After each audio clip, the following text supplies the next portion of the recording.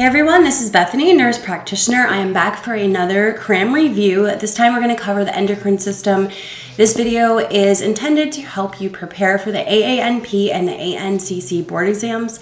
It will also help strengthen your clinical decision making once you are out working with patients. We're going to focus on recognizing common patterns, interpreting key labs, as well as selecting appropriate treatment and management for our patients with these disorders.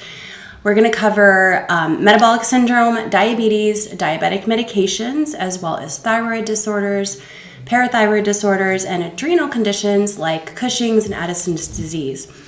Before we start, please don't forget to like and subscribe. All right, here we go. Here are the topics we're going to cover. I'm also going to include some study tools at the end and some sample questions. Metabolic syndrome is not a single disease. It's actually a cluster of cardiometabolic risk factors driven by insulin resistance. When they occur together, the risk for type 2 diabetes, heart disease, stroke, and fatty liver disease increase significantly. So diagnosis requires 3 or more criteria. First is central obesity, so a waist circumference over 40 inches in men or 35 in women. Second is elevated blood glucose, fasting glucose of 100 or higher, or use of lipid or glucose lowering medication. Third is hypertension, blood pressure of 130 over 85 or higher, or someone who's on treatment for hypertension. Fourth is elevated triglycerides, 150 or higher, or on treatment for that. Fifth is low HDL. This is your good cholesterol. So under 40 in men or under 50 in women is considered low. Prediabetes is an early metabolic state where the glucose is higher than normal, but it's not yet diabetes. It's driven by insulin resistance and beta cell dysfunction. Most patients will not have any symptoms, even though their risk for type 2 diabetes and cardiovascular disease is already increased. Diagnosis requires one abnormal value, so a fasting blood glucose between 100 and 125, an A1C between 5.7 and 6.4, or a 2-hour oral glucose tolerance test between 140 and 199, all can indicate prediabetes. So management starts with lifestyle changes, so a 5 to 7% weight loss will significantly help. Also, having patients do at least 150 minutes of moderate exercise per week can significantly reduce progression to diabetes. Metformin should be considered for high-risk patients, especially those with BMI over 35, patients under the age of 60, as well as those with a history of gestational diabetes. Also, patients that have a progressively rising A1C can be treated. Risk reduction is very important as prediabetes is not benign. So treat blood pressure, lipids, sleep apnea, and screen for fatty liver disease when suspected. Diabetes mellitus. So classic symptoms of diabetes, whether it's type 1 or type 2, include increased urination, excessive thirst, and increased hunger. And that would be, you may see it show up as polyuria, polydipsia, or polyphagia. Type 1 typically presents abruptly with polyuria, polydipsia, weight loss, blurred vision, paresthesias, and possible altered level of consciousness. Type 2 may be silent at first and is often discovered on routine labs showing hyperglycemia or glucose in the urine. Sudden weight loss with ketosis points to type 1, while gradual onset cardiometabolic risk factors suggest type 2. Diabetes is a chronic condition marked by elevated blood glucose, but type 1 and type 2 diabetes develop very differently. Type 1 diabetes is caused by autoimmune destruction of pancreatic beta cells. It is most often seen in children and young adults and does lead to absolute insulin deficiency. These patients require lifelong insulin and are prone to DKA if untreated. Weight loss is common.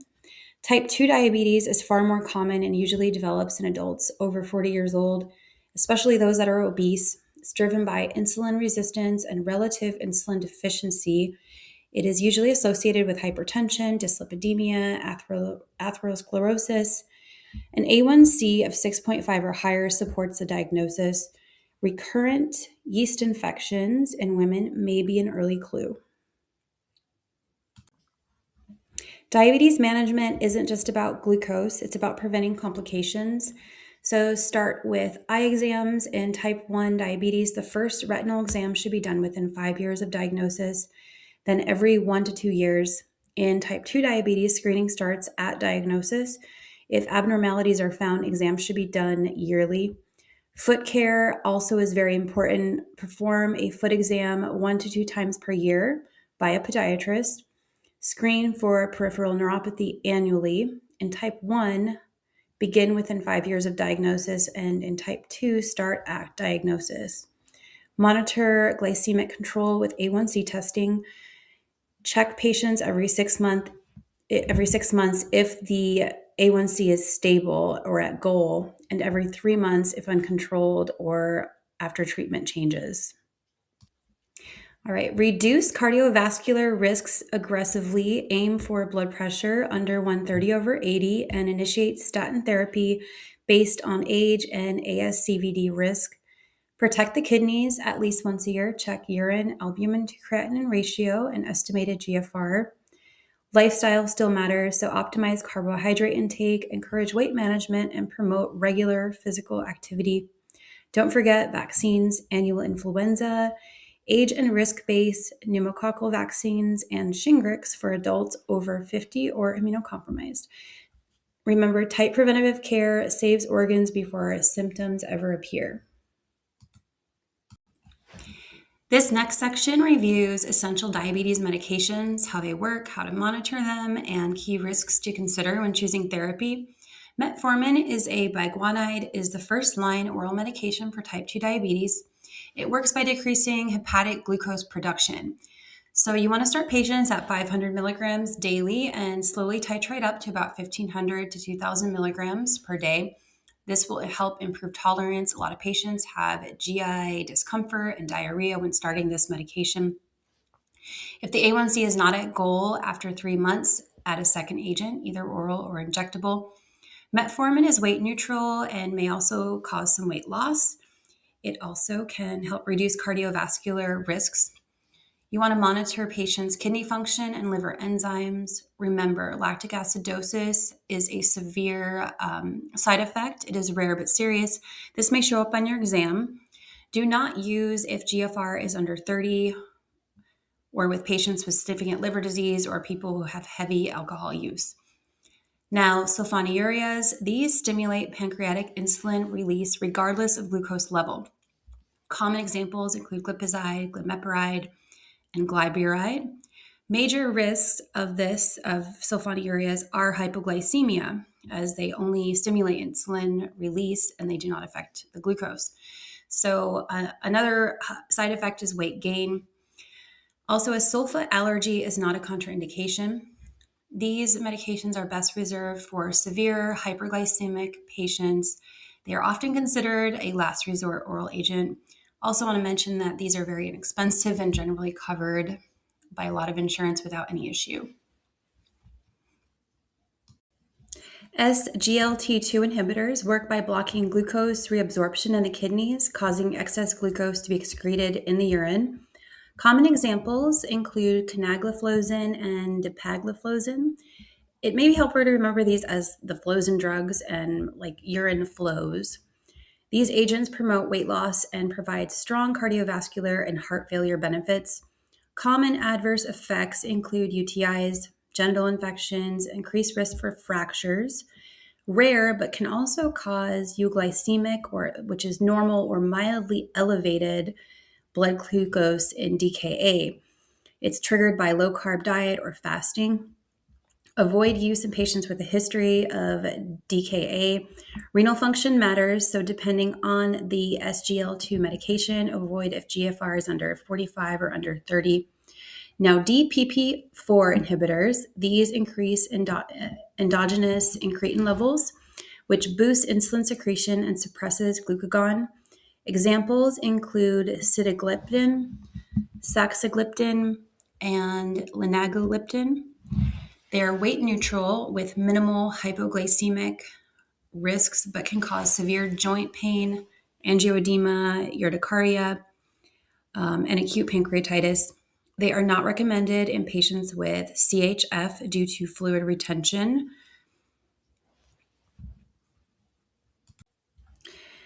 Thiazolidinediones, these drugs improve insulin sensitivity in muscle and adipose tissues, helping the body respond better to insulin. They can improve lipid profiles, but they do come with some risks. Before that, just want to mention that these drugs end in ZONE, so it's a good way to remember them.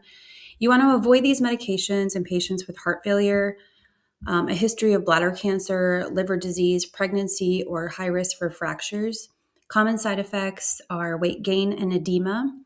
Always check liver function tests before starting therapy. Now, GLP-1 receptor agonists, this is your semaglutide and your tirzepatide. These are injectable incretin mimetics that increase insulin secretion. They suppress glucagon and they slow gastric emptying.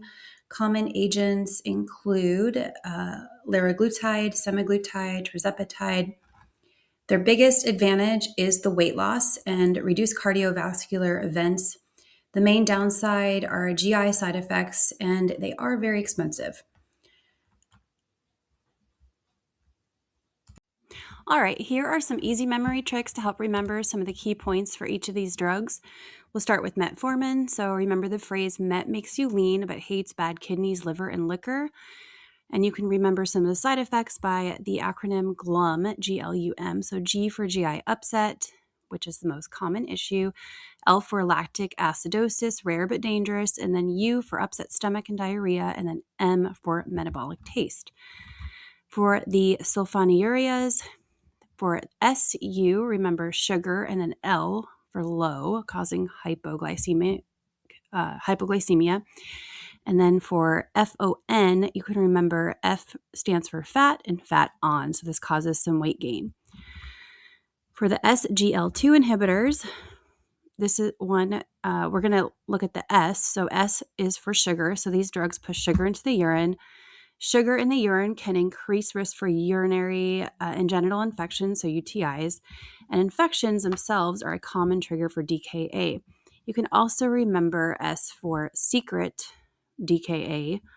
So SGL2 inhibitors can cause a euglycemic DKA where the blood glucose may look normal or slightly higher, but ketones are high, so this causes a secret DKA. Next, the DPP4 inhibitors. So use DPP to remember the key risks. D for debilitating joint pain. P for pancreas, reminding you the risk of acute pancreatitis. And then second, P for puffy swelling, meaning angioedema and fluid retention, which is why these drugs are not recommended for patients with CHF. And the TZDs, so think of the phrase, the zipper does not close or doesn't close. That reminds you that these drugs cause weight gain, edema, fluid retention. You can also remember the rhyme, toxic zone for heart and bone, helping you kind of remember these drugs end in ZON, and they are not good for CHF or patients who are at increased risk for bone fractures. Lastly, the GLP-1 agonist. So this is your semaglutide and other drugs in that class. So you can think hurt gut, lose pounds, lose pancreas. So we're using the GLP for that. So these meds slow gastric emptying, which can explain the GI side effects. And they also can cause weight loss for the L. And then they do carry a risk for pancreatitis, so avoid them in patients with history. Also, just remember thyroid cancers as well. You want to avoid it with certain thyroid cancers. All right, we'll get into insulin. So insulin is an injectable hormone used when the body cannot produce enough of its own insulin. It provides rapid glucose control and can improve lipid profiles, but it comes with some risks like hypoglycemia, and it can cause some weight gain. You want to make sure the patients are monitoring their blood sugars regularly when taking insulin. So for initiation, you start with basal insulin. So this is like your Lantus. A common approach is 10 units at night or about 0.2 units per kilogram. You may start higher if fasting blood glucose is over 250 or the A1C is above 8%. Common names for basal insulin are NPH, Detamir, and Glargine. All right, let's review the main insulin types you need to recognize for the exam. So rapid insulin, this works quickly and is usually used before meals. Short-acting insulin works a bit slower and also covers meals. Intermediate acting has a noticeable peak, which increases the risk of hypoglycemia. Long-acting insulin, this provides a steady all-day basal control with little to no peak. Remember, rapid and short-acting cover meals, long-acting covers baseline needs, and intermediate acting is the one to watch for hypoglycemia. Okay, now we're going to review treatment approaches and strategies to help manage diabetes. Start with lifestyle. Aim for a 3 to 7% weight loss. Encourage a diet focused on whole, nutrient-dense foods like vegetables, fruits, beans, lean proteins, etc. Limit sugary drinks, refined carbs, sweets, red meat, and processed food. The Mediterranean diet is a strong option for glucose control. Exercise matters. Recommend at least 150 minutes per week of moderate to vigorous aerobic activity, plus resistance training 2 to 3 times per week. Now, medications. The A1C goal for most patients is going to be under 7%. Start metformin at 500 milligrams, and you want to titrate up to 2,000 milligrams daily as tolerated. If A1C is still above goal at that point, add a second agent. Usually this will be an oral agent because they are usually covered by insurance and the cheaper option, but optimally a GLP-1 or an SGLT2 inhibitor will improve overall outcomes, but they are limited by their cost. If A1C remains uncontrolled on max oral therapy, it is time to consider basal insulin. Insulin should be started when baseline A1C is over 9% or when the A1C remains above 9 despite maximized dual antihyperglycemic therapy. So start with basal insulin at 0.2 units per kilogram once daily or up to 10 units per day. So if you have a very heavy patient, you don't want to go up to over 10 units per day initially. You want to titrate by increasing 2 to 4 units every 3 days until the fasting glucose is at goal. For most patients, that fasting glucose target is going to be between 80 and 130. If hypoglycemia occurs, defined as fasting blood glucose under 70, reduce the dose by 2 to 4 units or about 10% of the total dose. All right, here are some things you need to watch out for patients that are on insulin. So the Somogyi and the Dawn phenomenon. So the Somogyi effect happens when a patient becomes hypoglycemic overnight. The body will respond by releasing counterregulatory hormones, and this will lead to a rebound, high blood sugar in the morning. The fix is to reduce bedtime insulin. The Dawn phenomenon is different. So blood sugar rises early in the morning due to normal overnight surges in hormones like growth hormone and cortisol. So this will cause insulin resistance. These patients are not hypoglycemic overnight. So the key difference is the fix. So Somogyi means too much insulin, so you want to decrease the overnight dose. In the Dawn phenomenon, it means that they don't have enough insulin, so you want to increase the nighttime insulin. Okay, now we're going to move on from diabetes. We're going to talk about hyperthyroidism. Hyperthyroidism is excess of thyroid hormone production, most commonly caused by Graves' disease or toxic nodular goiter. The hormone excess speeds up everything, so patients often present with weight loss despite appetite, anxiety, heat intolerance, palpitations, menstrual irregularities, sometimes a palpable goiter. Subacute thyroiditis is usually transient and follows a viral illness, while silent thyroiditis is painless and can be drug-induced, especially with lithium and amiodarone.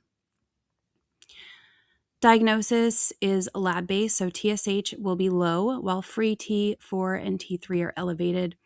Treatment starts with symptom control, so propranolol helps manage tremor and tachycardia, and endocrinology referral is recommended. For mild thyrotoxicosis, use antithyroid medications like methimazole or PTU. Methimazole is preferred except in the first trimester of pregnancy PTO carries a rare but serious risk of acute liver failure. Now, hypothyroidism is most commonly caused by autoimmune Hashimoto's thyroiditis. This is low thyroid hormone and it will slow the body down. Patients will complain of fatigue, cold intolerance, constipation, weight gain, depression. They may have dry skin, bradycardia, heavy menstrual bleeding, and delayed deep tendon reflexes. Diagnosis is also lab-based, so TSH will be elevated and free T4 will be low.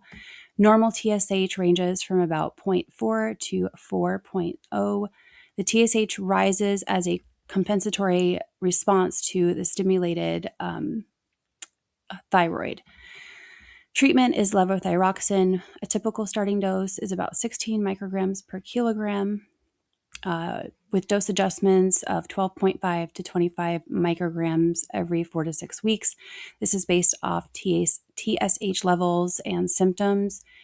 In adults over 60, you want to start lower and titrate more slowly. A life-threatening complication is myxedema crisis. It's triggered by stressors like cold exposure, infection, stroke, trauma. Sedating medications are also a trigger. Patients develop hypothermia, respiratory depression, and mental status changes leading to coma. Next, let's talk about hyperparathyroidism. So, primary hyperparathyroidism is caused by excess unregulated parathyroid hormone, leading to hypercalcemia. About 80% are due to parathyroid adenoma.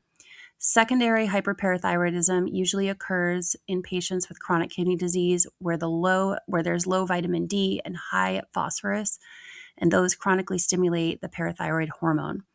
Most patients are found to be, it's found incidentally, but symptoms can include kidney stones, polyuria, constipation, fatigue, bone pain, cognitive changes. Labs are key, so calcium is going to be high to high normal. PTH is elevated and phosphorus will be low. Management depends on the symptoms. Patients who are asymptomatic may be monitored with yearly calcium, vitamin D, and kidney function test, plus a bone density every 1 to 2 years. Avoid thiazides and lithium. Symptomatic patients or those with bone disease or renal involvement should undergo a parathyroidectomy. Board Pearl, so high calcium plus high PTH is usually primary hyperparathyroidism. Normal or low calcium with high PTH is secondary. Hypoparathyroidism occurs when there's inadequate parathyroid hormone, leading to hypocalcemia. The most common cause is accidental removal or damage during thyroid or neck surgery. Other causes include autoimmune disease, radiation, or DeGeorge's syndrome.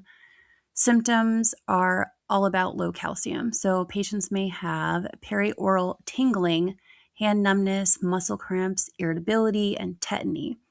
You may also see brittle nails and hair loss. On exam, look for classic signs. So Chevek's sign is facial twitching when the facial nerve is tapped. Trousseau's sign is more specific and causes carpopedal spasm when blood pressure cuff is inflated. Labs show low calcium, low PTH, and often low magnesium. Bone density may actually be increased. Treatment is calcium and vitamin D. Refractory causes may require PTH injections. So a board Pearl, so hypoparathyroidism equals low calcium plus low PTH with neuromuscular irritability. Cushing syndrome is caused by excess cortisol, most commonly caused by overuse of exogenous steroids. So always check the medication list first. Endogenous causes include adrenal tumors and pituitary adenomas producing excess ACTH. Classic findings are central obesity with thin extremities, moon face, buffalo hump. Patients may also have hypertension, osteoporosis, menstrual irregularities, and hirsutism, which is facial hair that shouldn't be there. Diagnosis starts with cortisol testing. Elevated morning cortisol raises suspicion. A late night salivary cortisol over 250 is highly sensitive and specific. The low dose dexamethasone suppression test helps confirm it. Give 1 milligram at 11 p.m. of the dexamethasone, and then you want to check the cortisol at 8 a.m. A level under 1.8 essentially rules out Cushing's. Treatment depends on the cause, so pituitary disease requires surgical resection. Steroid-induced Cushing's requires a slow taper. So exam pearl, you want to rule out exogenous steroids before chasing other rare causes of Cushing's. Lastly, we'll go over Addison's disease. It is a primary adrenal insufficiency, meaning low cortisol, aldosterone, and adrenal androgens. It's most commonly autoimmune. So patients often present with generalized weakness, GI symptoms like vomiting and abdominal pain, joint aches, and amenorrhea. Key clues are going to be hyperpigmentation in the skin, and it creates increases in pressure areas. Patients will be hypovolemic, have hypotension, low salt, and high potassium. Diagnosis shows elevated ACTH with a very low morning cortisol, often under 3. A cosintropin stimulation test confirms the diagnosis. All of these patients should wear a medical alert bracelet. Treatment focuses on replacing what the adrenal glands can't make. For mild cases, use hydrocortisone, 15 to 30 milligrams per day in divided doses. Prednisone or methylprednisolone are acceptable alternatives. Fludrocortisone is added for a mineralocorticoid replacement to support sodium and volume. The major complication is going to be adrenal crisis. This is an acute worsening with severe hypotension, dizziness, vomiting, shock, and potential progression to coma and death. An exam pearl, so remember that hyperpigmentation plus hyperkalemia and hypotension equals primary adrenal insufficiency. Here are some key takeaways for endocrine disorders. So remember metabolic syndrome, this equals insulin resistance, requires 3 diagnostic criteria, including central obesity, glucose, high blood pressure, high triglycerides, or low HDL. Prediabetes, you want to change the patient's lifestyle first. You can use metformin only if high risk, so a BMI above 35, less than 60 years old, or prior history of gestational diabetes. Type 1 diabetes is autoimmune. Patients are usually young, have weight loss, ketosis, and they are insulin dependent. Type 2, they are older, obese, often asymptomatic. And remember, vaginal yeast infections are an early clue. Metformin is first line for type 2 diabetes unless the GFR is less than 30. So if they have kidney issues, metformin will help with weight loss and has a cardiovascular benefit. GLP-1 and SGLT2 inhibitor reduces cardiovascular mortality, but they are often limited use by the cost. Start basal insulin if A1C is greater or equal to the 9% or uncontrolled due to, and the patient is on dual therapy. Goal for fasting blood glucose is going to be 80 to 130 when on insulin. The dawn phenomenon, you want to increase nighttime insulin. The Somogyi effect, you want to decrease insulin. Hyperthyroidism, you're going to have a low TSH, high T4, T3. Methimazole is preferred except for first trimester patients. Addison disease, hyperpigmentation plus hyperkalemia and hypotension. This usually or will be indicative of primary adrenal insufficiency. All right, let's go over some sample questions. So question number 1, a 52-year-old woman has the following findings: waist circumference of 92 centimeters, blood pressure 138/88, fasting blood glucose 108, triglycerides of 180, and an HDL of 38. Which statement best describes her condition? She does not meet the criteria for metabolic syndrome. That's A. B. She meets the criteria due to insulin deficiency. C. She meets the criteria due to insulin resistance. D, she meets the criteria only if A1C is elevated. And the answer is C, she meets criteria due to insulin resistance. So metabolic syndrome requires greater than or equal to 3 criteria. The patient meets 4, so blood pressure, glucose, triglycerides, and HDL, low HDL. Next question, which patient with prediabetes would be the best candidate for metformin? A, BMI of 28, age 65, stable A1C. B, BMI of 36, age 52, prior gestational diabetes. C, BMI of 30, age 70, fasting blood glucose 102. Or D, BMI 32, age 61, and normal A1C. And the correct answer is going to be B.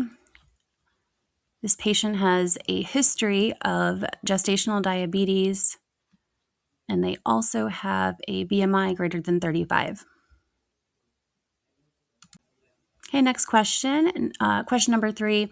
Patient with type 2 diabetes reports morning fasting glucose levels of 240 despite bedtime insulin. Overnight glucose logs show hypoglycemia at 2 a.m. What is the most likely explanation?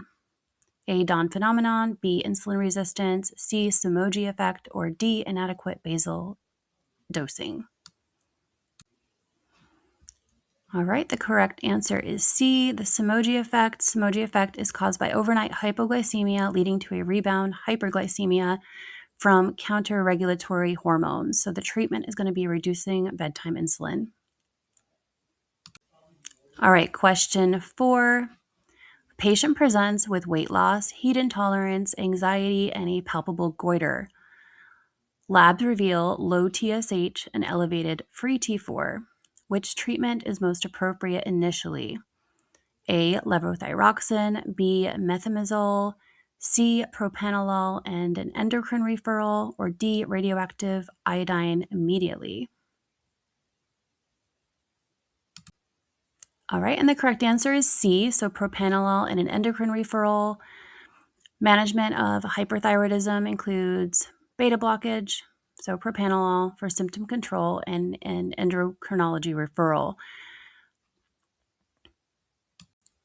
The next several slides include some study tools to help reinforce what you just learned. Thanks so much for making it through this endocrine cram session. If this was helpful, please like and subscribe for more videos. Drop a comment below if you have any feedback or a topic you'd like covered next. Thank you so much for tuning in.